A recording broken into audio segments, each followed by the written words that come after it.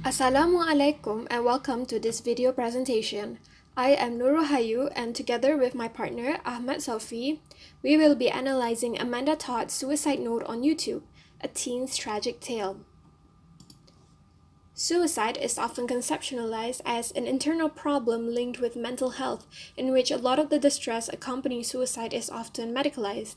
Research by Bennett, Kogan, and Adams show how young people set up first a medical discourse and then second a moral discourse when talking about the relationship between suicide and depression, which proposes a cause and effect relationship between the two. And as a result, depression is viewed as this slippery slope, and suicidal behavior is what awaits them at the bottom of it.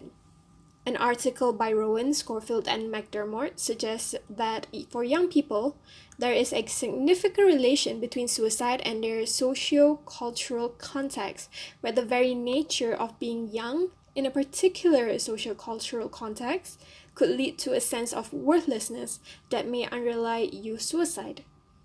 Suicide notes, on the other hand, are these emotionally intense texts which express sorrow and suffering in a final piece of communication by its producers. Samraj and Garon describe suicide notes as an invaluable starting point for comprehending the suicidal act and for understanding the special features of the people who actually commit suicide and what they share in common with the rest of us who have only been drawn to imagine it. As a genre, suicide notes are not associated with a particular discourse community. They are semi-occluded and often come in a wide range in length. When it comes to the topic of teen suicide, the case of Amanda Todd is often highlighted. Being a victim of cyberbullying and manipulation, Amanda was blackmailed, ostracized, and even physically assaulted before she died of suicide on October 10, 2012. She was merely 15 years old. Before she died, she uploaded her suicide note on YouTube, told through multiple flashcards in a 9-minute video. Her note details the events that happened to her from the root cause of the problem to her latest hospitalization, and her thoughts and emotions on what she was forced to go through. The reasons why her case is significant are because, first, the concept of cyberbullying was a fairly new topic back in 2012, as the concept of social media was still a new concept, and second, her suicide note has spurred teenagers to leave their suicide notes through YouTube videos like she did, like what Olivia Leaf Penpress had done before she committed suicide, also in 2012. There are three main research objectives to this analysis. Firstly, to identify Amanda Todd's representation of self as a victim of bullying who was gradually losing her self-worth. Secondly, to identify Amanda Todd's representation of her bullies as the aggressors and cause of her helplessness. Thirdly, to identify the representation of suicide notes as a genre to reach out to readers and generate their empathy. As for methodology, data was collected based on Amanda Todd's original suicide note video on YouTube, along with a suicide note transcription. The analysis includes various use of discourse tools, including the why this way and not that way tool, doing and not just saying tool, fill-in tool, lexical tool, identities building tool, and a number of other linguistic tools, including the stanza tool, a theme and topic tool, the representation people, and actions transitivity.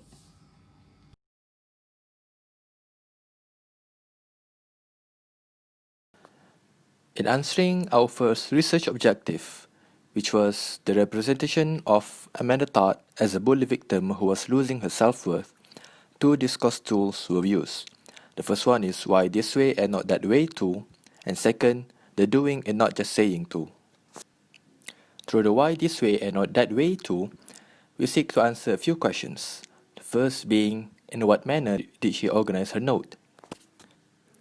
To answer this question, we use the stanza tool in order to divide the note into stanzas and plot points.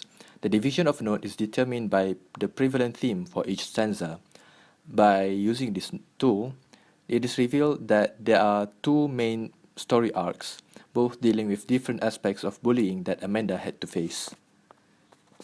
The second question is, how does the progression of her story reflect her ongoing condition? Again, stanza tool was helpful to show the ongoing effect on Amanda through the comparison between several plot points. The first comparison is between Catalyst 1 and Resolution 1, which shows the degradation of her character and her self-worth. Catalyst 1 is the initial state of Amanda, while the Resolution 1 shows what happened by the end of her first story arc. Even though Resolution 1 exhibits a relief from crisis, its effects, however, were irreversible. Next would be the comparison between Evaluation 1 and Evaluation 2. By looking at these two plot points, we can see the extent of the effects of cyberbullying on the psychological and physical state. Comparing the two arcs also shows a lack of resolution in the second story arc. This lack of closure to the crisis that she faced highlights that the degradation on herself does not stop there, and thus her self-worth continues to diminish. She did try to resolve the issue. This is shown in stanza 11. However, her attempt was unfruitful, and she was not able to solve the crisis. This led to her own self-doubt on the worth of her living, shown by the lines, "Why am I still here?" The manner in which she organized her notes shows her as someone who is suffering, as it focuses on the flow of events from her own perspective and also on what she lost and the pain she felt. Thus, the note centralizes her desperation and loss of self-worth as part of that suffering. The doing and not just saying tool is used to answer the next question. Through her words, how does she position herself in her story? The way in which she positions herself in her story can be seen through three lines. The first one being, "I was all alone. I was alone." From this line, a few points can be looked at. The first one being the repetition of the notion of her being alone. The second being the relational process was alone, through which her thought that she's alone is represented as fact, even though it can be considered as an opinion. This also reinforces the idea of us versus them, although this is told from the perspective of the antagonized instead of the antagonizer. The next line would be, "I felt like a joke in this world." First thing first, the joke here implies objectivation. Thus, by saying that she is a joke, she is dehumanizing herself, which is a consequence of her being physically dehumanized by those around her. This also implies the loss of her self-worth. The third line would be, "I'm stuck. What's left of me now?" The first point would be the use of relational processes here, which are "am stuck" and "is left." This highlights her opinions on the condition as facts, which she believes in. Looking at the lexical choice of stuck here, it implies that she truly believes that there's no perceived way to escape her condition and problem, and thus she is trapped in the condition. The next part of the line is, "What's left of me now?" The "what's left" here refers to her true inner self, thus she's questioning what's left of her inner self, what's truly left of her as a human being. This implies uncertainty of what she knows about herself and how much self-worth she thinks she still has. The second question is, how does her actions and thoughts represent the condition of her self-worth? To answer this question, we need to compare between two separate lines from separate parts of the note. The first one being from the very beginning of the note, in which she starts telling her story, and the second part would be towards the end of her note, in which the story comes to a conclusion. The first line is, "I would go with friends on a webcam meet and talk to new people."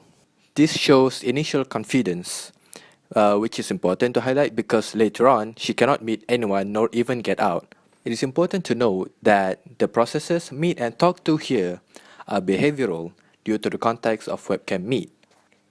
Webcam meet requires psychological and physical preparedness before and during the meeting, hence why the processes meet and talk to here are ruled as behavioral. Thus, this implies that she was mentally and physically well before the event started. It also shows that she possessed sound perception of her self-worth before the crisis starts to happen.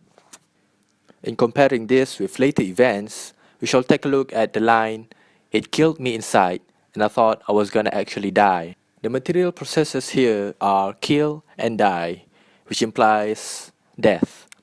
Them being used interchangeably on Amanda means the death of two sides of her, which are her inner self and her outer self.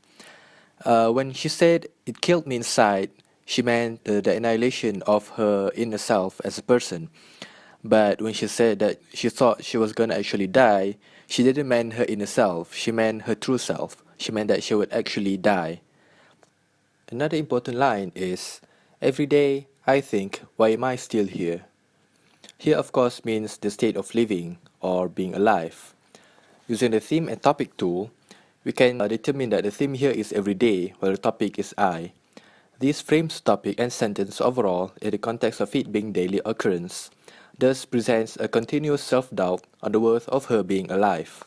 The process used here is a mental process, think. When paired with a theme, it shows that she is occupied with a thought, and thus represent her inability to escape from questioning the worth of her in continuing her self-existence, thus doubting her self-worth itself. Another important word to note is the function word still. This shows continuance, a period.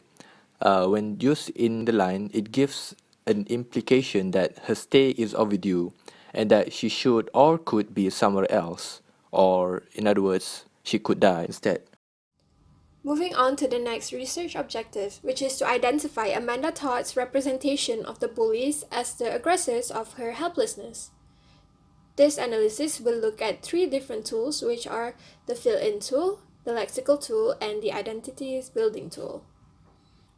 The fill-in tool calls for us to look at what is not being mentioned or what is being left out from the text.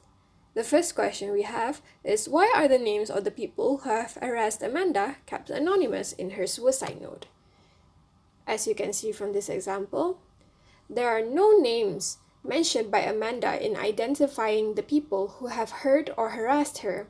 All individuals mentioned were referred to using nouns like the guy, people, and kids, or third-person pronouns like him, she, and they, which meant that they were collectivized as a generic group. A collectivized groups are regarded as dehumanized, in which suggests that Amanda's choice to keep them anonymous means that she does not view her bullies as individual humans, but as a group of hurtful beings, hence why they are kept nameless in the narrative. This is evident by the savage actions that they have perpetrated against Amanda, like physical assault, verbal abuse, and cyberbullying, all of which are viewed as morally unacceptable human behavior. Another plausible reasoning for this is that her bullies, as the social actors, are impersonalized. Impersonalization adds more weight to the social actors committing the actions, as well as giving them the benefit of concealing their identity. This ultimately saves them from taking any responsibilities. The second question to analyze is, why didn't Amanda specifically blame anybody in her suicide note for bullying her? Why did she blame herself instead? Now, Amanda chooses to blame herself for the bullying instead of the actual aggressors, the bullies. And Amanda has claimed to have lied about it. And it here refers to an anaphoric reference Amanda has made earlier in the suicide note, where she claims that an old guy friend had feelings for her after they hooked up.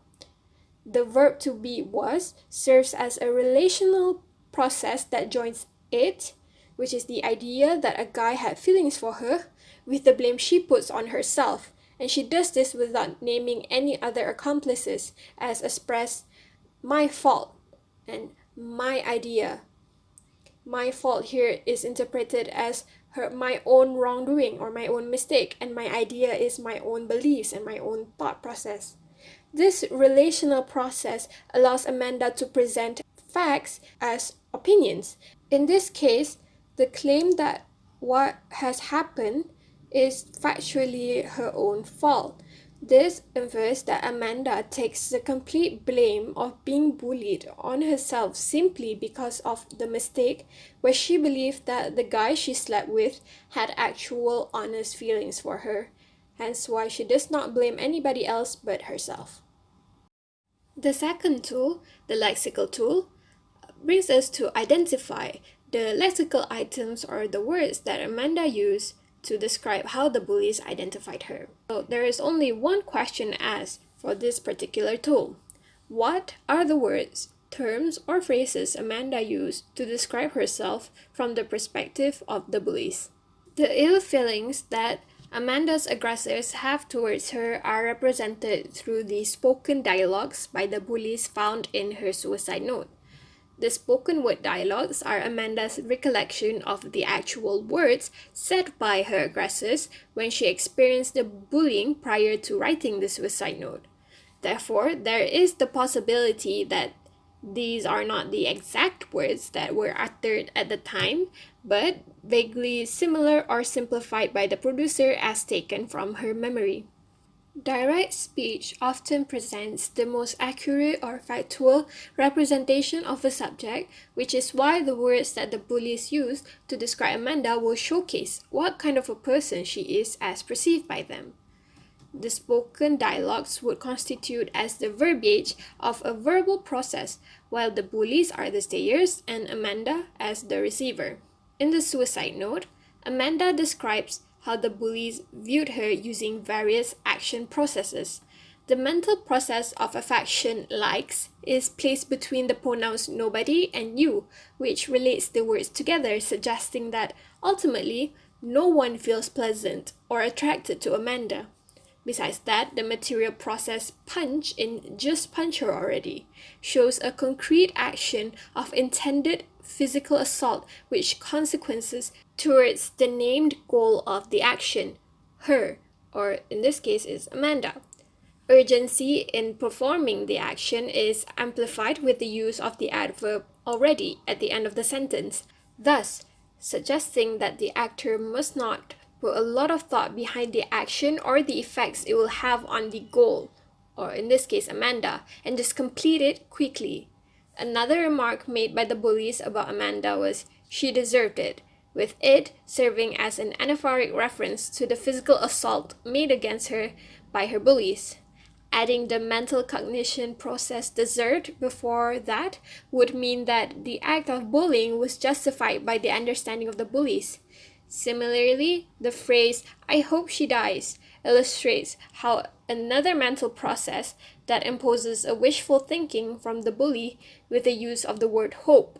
However, this wish is paired with a horrible resolution, which is the use of the verb dies, suggesting that Amanda's death as the desired ending to the wish.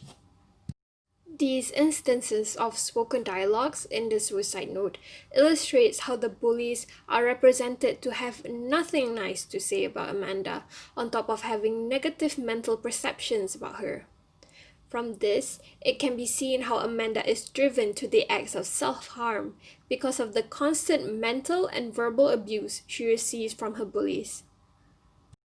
Finally, we arrive at the identities building tool, which prompts us to identify how Amanda positioned the bullies as the cause of her feeling helpless and suicidal. This tool asks the question, what socially recognizable identities about the bullies does Amanda try to enact in the suicide note? As you can see based on the text, Amanda has set up the bullies as her aggressors by the way they have acted towards her and the things they have said about her. There is no specific style that dictates how a bully should speak, but there are recognizable traits that would socially categorize her aggressors as bullies. Look around, nobody likes you. The words used here are very bold and declarative in form. Bullies are bold and direct in speech because a lot of what they have to say comes from a place of emotions rather than from analytical thought. The claim that nobody likes Amanda is a representative speech act, where such a claim is made to represent the majority's opinion, regardless if there are those who think otherwise. Much like bullies, who do not care for other people's opinions but their own. They are selfish and dominantly inject the ideas they have onto others. Also, The way the bullies act also indicate their social recognizable identity. In this case, Amanda is physically assaulted by one of her bullies, whose actions show lack of morals. The bully's actions are encouraged by other people's support, indicating that their behavior has an egotistical drive and reasoning behind them. Throwing several punches indicate repeated actions, which tells us that the beatings that Amanda receives are intended to cause her harm, pain, and suffering. Hence, this shows that Amanda sets out her bullies as selfish, aggressive, and egotistical aggressors. Our next research objective is to identify the representation of suicide notes as a genre to generate empathy and reach out to others. For this research objective, two discourse tools will be used. First is the making strange tool, and the second, the doing and not just saying tool. The making strange tool was used to answer one question. Why does Amanda introduce herself only at the end of the suicide note? Towards the end of her note, she said, I have nobody. I need someone. My name is Amanda Todd. It can be seen that she came to the decision of writing her suicide note like a narration, where she said that she would tell the readers about her never-ending story. However, after establishing the discourse of her text, she ended the note with an introduction of herself, stating her name for the first time in the note, which is fundamentally an opening statement in traditional narration. Her name was mentioned in the final sentence instead of the suicide note, along with the phrases, I have nobody, I need someone prior to it. This inversion of the typical order of narration in the text, in which the salutation replaces the farewell bidding as its closure, functions to focalize the text onto the current state of the writer, which is Amanda. Doing so, considering her commentary on her life just before the line, serves as a signal of help.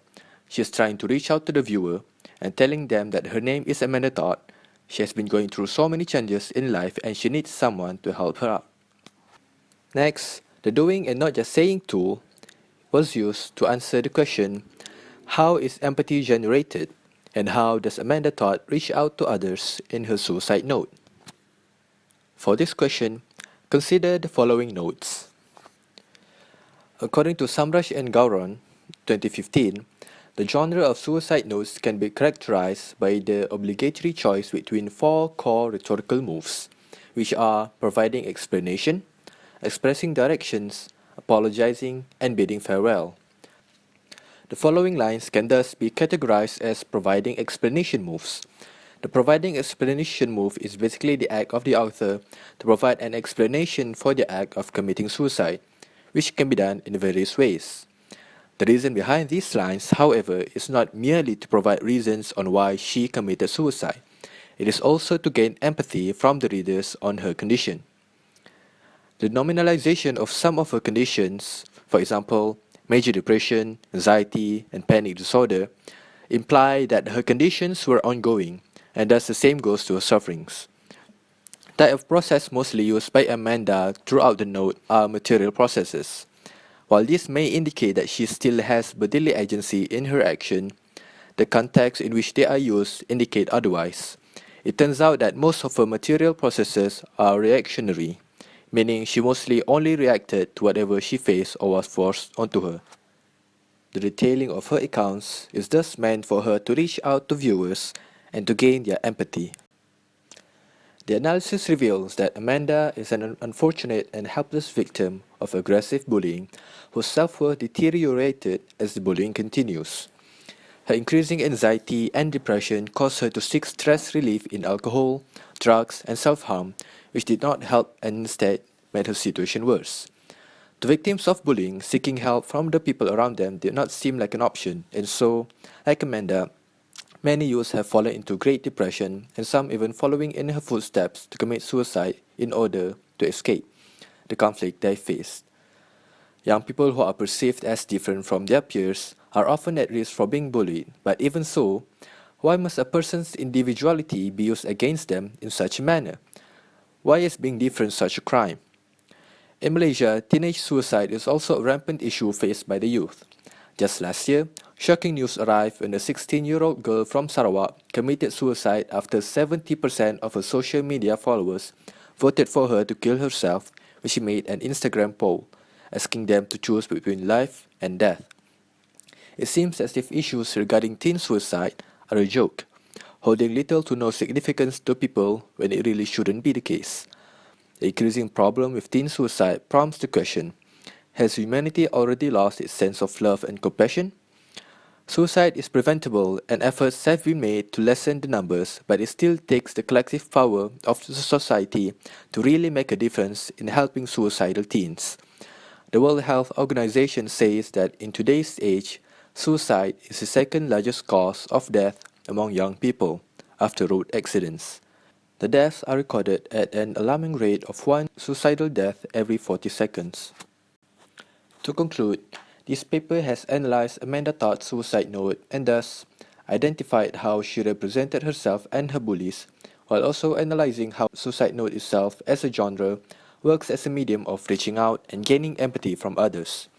In analyzing the note, emphasis had been put on the use of representational strategies and looking at how the social participants are represented by Amanda, in tandem with various discourse tools like the why this way and not that way tool, the doing and not just saying tool, the feeling tool, the identities building tool, and the stanza tool.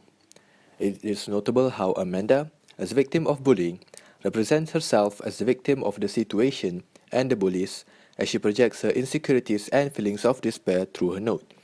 The bullies, meanwhile, are portrayed as an oppressive collective entity which bring forth the conception of us against them discourse, although Amanda is the one being antagonized in the suicide note. This can be seen as a way for Amanda to finally voice out her own thoughts from her own perspective, which she had been deprived from in her life. It also shows how language can be either a tool for oppression or a tool for liberation, depending on context.